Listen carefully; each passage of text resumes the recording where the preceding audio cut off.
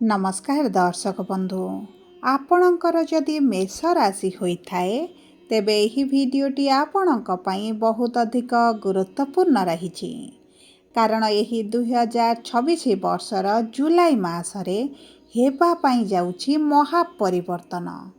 कारण भाग्यर स्वामी देवगुरु बृहस्पति हेबाकु जाउछन्ति अस्त एवं कर्मर कारक ग्रह कर्मर स्वामी शनिदेव हेबाकु जाउछन्ति बकरी। जो कारणरू आपणकर जेहेतु शनिकर 7.5 चलिछि भाग्य रहिब दुर्बल एवं एही परिस्थिति रे कर्मर देवता बकरी हेबा कारणरू आपणक जीवन रे समस्या को वृद्धि करिबा सहित बहुत गुड़िए एभली घटना घटाइबा पई जाउछन्ति जो घटना विषय रे आपण पूर्वरु अवगत न थाई पारंती किछि आकस्मिक भावरे आपणक जीवन रे घटिबा पई जाउछि। किंतु एही जुलाई मासर केते तारीख ठारू देवगुरु बृहस्पति अस्त हेबे एवं जुलाई केते तारीख रे शनि बकरी हेबे एवं केते दिन पई हेबे ताहा एही वीडियो रे विस्तृत भावरे आलोचना करिबा एवं ता सहित छाया ग्रह माया ग्रह राहु निजर नक्षत्र रे परिवर्तन करी धनिष्ठा नक्षत्र रे प्रवेश करिबा पई जाउछन्ति एवं धनिष्ठा नक्षत्र हेउछि नूतन प्रारंभ एवं किछि जिनिसर अंत। तेणु करी एही जुलाई मासटी निश्चित भावरे आपणक पई परिवर्तनर मास रहिबो। तेबे आसंतु जानिबा आपणकर राशिटी मेष हेले मध्य नक्षत्र अनुजाई भिन्न भिन्न क्षेत्र रे भिन्न प्रभाव प्राप्ति करिबे। तेबे आसंतु विलंब नकरी कार्यक्रमटी को आग को बढ़ाइबा। किंतु भिडियोटी आरंभ करिबा पूर्वरु जदि आपणकर भी मेष राशि होइथाए एवं आपण भी ईश्वर को आंतरिक भक्ति एवं विश्वास करंती तेबे भिडियोटी को लाइक करंतु। कमेंट बॉक्स रे जय जगन्नाथ जय मां लक्ष्मी अवश्य लिखि दियंतु। ता सहित आम सह जोगाजोग करिबा पई वीडियोर मध्य भाग रे एक व्हाट्सएप नंबर टी दिया जाइछि। जो नंबर साहाय्य आपण आम सह जोगाजोग करी निजर नूतन कुंडली प्रस्तुत करि परिबे कुंडली विश्लेषण कराई परिबे किंबा आपणकर चाकरी विवाह व्यवसाय प्रेम संपर्क शिक्षा स्वास्थ्य को नहीं किछि समस्या रहिछि तार सहजरे एवं स्वल्प मूल्य रे समाधान करि परिबे। सेथिपाई आपण आम सह वीडियोर शेष पर्यंत जोड़ी होई रुहंतु एवं व्हाट्सएप नंबर माध्यम रे आम सह जोगाजोग करी खूब कम मूल्य रे आपणक समस्यार समाधान करंतु। एबे आसंतु कार्यक्रमटी को आग को बढ़ाइबा एवं जानिबा समस्त मेष राशिर व्यक्ति विशेषंक पई एही महासंयोग बा एही महापरिवर्तन विशेष भाव में भाग्य दुर्बल हेबा एवं कर्मर स्वामी बकरी होई रुक्ष हेबा किभଳି परिवर्तन आनिब किभଳି प्रभाव पकाइब।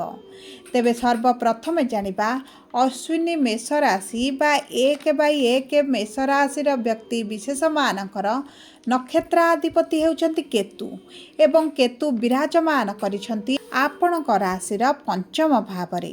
जो कारणरू आपणकर शिक्षा क्षेत्र रे समस्या देखिबे एडमिशन पई हेउ कोर्स सिलेक्शन पई हेउ कॉलेज सिलेक्शन पई हेउ छोट बड़ समस्या एवं विलंब मध्य देखि पारंती एवं ता सहित शनि आपणक द्वादश भावरे थिबारु आपणकर स्वास्थ्यगत समस्या किछिटा बढ़ी पारे मेडिकल रे अर्थ खर्च होई पारे एवं देखंतु एही समय मध्य रे शनि द्वादश रे बकरी हेबे माने आपणकर अजथा खर्च बढ़िबो बारंबार हॉस्पिटल को दौड़िबा को पड़िबो ऋतुकालीन समस्या रे आपण पीड़ित होई पारंती थंडा ज्वर खास पेट जंत्रणा भली समस्यार सम्मुखीन होई पारंती।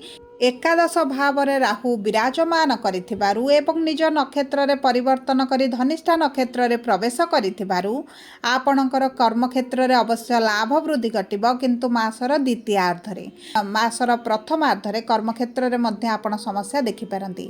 मानसिक दुश्चिंता रहिबा कारणरू आपणकर किछि गुडी कार्य गुडिक मध्य विलंब होई पारे पोस्टपोन होई पारे एवं सेही कार्य गुडिक मध्य आपण अधारे छाड़ी पारंती। आपणकर रस्याधिपति द्वितीय भावर तृतीय भाव को गोचर करने क्षणी जदि आप ऑनलाइन रिलेटेड किसी कार्य करुँच से सब क्षेत्र में भाग्य साथ देव। देवगुरु बृहस्पति चतुर्थ भाव में अस्त स्थिति को जीवे माने ଆପଣଙ୍କର ସୁଖ ସୁବିଧା ଭୋଗ ବିଳାସରେ ବୃଦ୍ଧି ଘଟିବା ସହିତ ସରକାରୀ ଚାକିରିରେ ଯଦି ଆପଣ ଫର୍ମ ପକାଉଛନ୍ତି, ପରୀକ୍ଷା ଦେଉଛନ୍ତି, ଇଣ୍ଟରଭ୍ୟୁ ଦେଉଛନ୍ତି, ଏଣ୍ଟ୍ରାନ୍ସ ଦେଉଛନ୍ତି, ତେବେ ଏହି ସମୟ ମଧ୍ୟରେ ଆପଣଙ୍କର କିଛିଟା ବିଳମ୍ବ ଦେଖିପାରନ୍ତି କିମ୍ବା କୌଣସି କାରଣବଶତଃ ଆପଣଙ୍କର ଶିକ୍ଷାଠାରୁ ମନ ହଟିପାରେ। କିନ୍ତୁ ଗୁରୁ ଚତୁର୍ଥସ୍ଥ ହୋଇଥିବାରୁ ଆପଣଙ୍କର ସରକାରୀ ଚାକିରିର ପ୍ରବଳ ଯୋଗ ବନାଉଛନ୍ତି।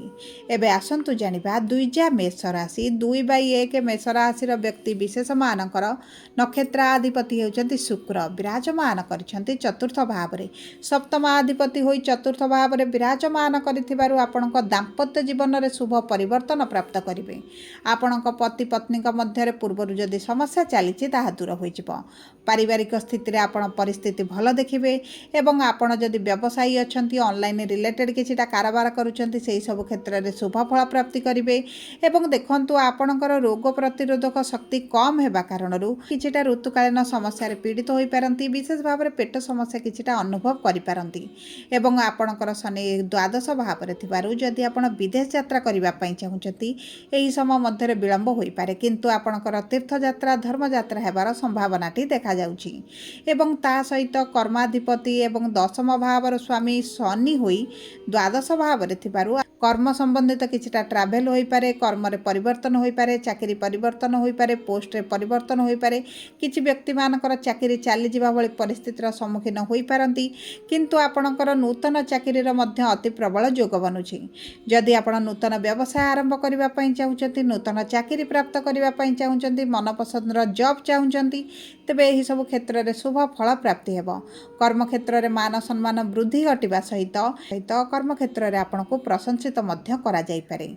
ଏବେ ଆସନ୍ତୁ ଜାଣିବା କୃତ୍ତିକା ମେଷ ରାଶି 3/1 ମେଷ ରାଶିର ବ୍ୟକ୍ତି ବିଶେଷମାନଙ୍କର ସୂର୍ଯ୍ୟ ହେଉଛନ୍ତି ନକ୍ଷତ୍ରାଧିପତି ଏବଂ ସୂର୍ଯ୍ୟ ଏହି ଜୁଲାଇ ମାସ 15 ତାରିଖରେ ଚତୁର୍ଥ ଭାବକୁ ଗୋଚର କରିବେ ଏବଂ ବୁଧ ଆପଣଙ୍କର ବକ୍ରି ହୋଇ ତୃତୀୟ ଭାବକୁ ଗୋଚର କରିଛନ୍ତି, ସ୍ୱରାଶିରେ ବିରାଜମାନ କରିଛନ୍ତି।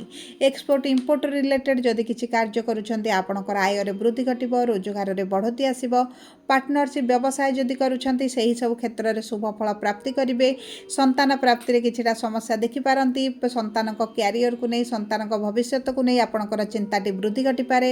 ବିଶେଷ ଭାବରେ ଆପଣଙ୍କର ଯଦି ଜ୍ୟେଷ୍ଠ ସନ୍ତାନଙ୍କୁ ନେଇ ଅଧିକ ଚିନ୍ତାଗ୍ରସ୍ତ ଥିଲେ, ଏହି ଜୁଲାଇ ମାସ ପରେ ପରେ ଆପଣଙ୍କର ଚିନ୍ତା ଧୀରେ ଧୀରେ ଦୂର ହେବା ଆରମ୍ଭ ହୋଇଯିବ। ଏବଂ ଆପଣଙ୍କର ଷଷ୍ଠ ଭାବର ସ୍ୱାମୀ ବୁଧ ତୃତୀୟ ଭାବରେ ଥିବା କାରଣରୁ ଆପଣଙ୍କର ଯେଉଁ ଗୁପ୍ତ ଶତ୍ରୁମାନେ ବୃଦ୍ଧି ଘଟୁଥିଲେ, ଧୀରେ ଧୀରେ ନାଶ ଯିବେ ଏବଂ ସେମାନଙ୍କ ପ୍ରଭାବ କମିବା ଆରମ୍ଭ ହୋଇଯିବ। ଏବଂ ମଙ୍ଗଳ ହେଉଛନ୍ତି ଆପଣଙ୍କର ଅଷ୍ଟମାଧିପତି, ବିରାଜମାନ କରିବେ ତୃତୀୟ ଭାବରେ।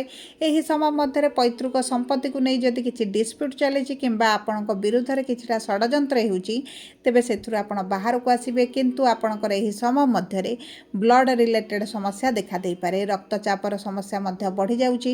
ଏହି ସମୟରେ ଆପଣଙ୍କ ସ୍ୱାସ୍ଥ୍ୟ ଉପରେ ବିଶେଷ ଭାବରେ ଧ୍ୟାନ ଦେବେ। ଏବଂ ଶନି ଯେହେତୁ ଦ୍ୱାଦଶସ୍ଥ ହୋଇଛନ୍ତି, ଯଦି ଆପଣ ସ୍ୱାସ୍ଥ୍ୟ ସେବା କ୍ଷେତ୍ରରେ କାର୍ଯ୍ୟରତ ହୋଇଛନ୍ତି, ତେବେ ଆପଣଙ୍କୁ ଉତ୍ତମ ଫଳ ପ୍ରାପ୍ତି ମିଳିବ। ଆପଣଙ୍କୁ ବାରମ୍ବାର ଯାତାୟାତ କରିବାକୁ ପଡ଼ିପାରେ, ଛୋଟ ବଡ଼ ଟ୍ରାଭେଲ୍ ଆପଣଙ୍କର ବଢ଼ିଯାଇପାରେ। କିନ୍ତୁ ମୋଟାମୋଟି ଭାବରେ ଏହି ସମୟ ମଧ୍ୟରେ ଆପଣଙ୍କ ସ୍ୱାସ୍ଥ୍ୟକୁ ବିଶେଷ ଭାବରେ ଧ୍ୟାନ ଦେବାକୁ ପଡ଼ିବ। ଆର୍ଥିକ ସ୍ଥିତି ଆପଣଙ୍କର ମଧ୍ୟମ ରହିବ ଏବଂ ଆପଣଙ୍କ ପାରିବାରିକ ସ୍ଥିତିରେ ଉନ୍ନତି ଆସିବ।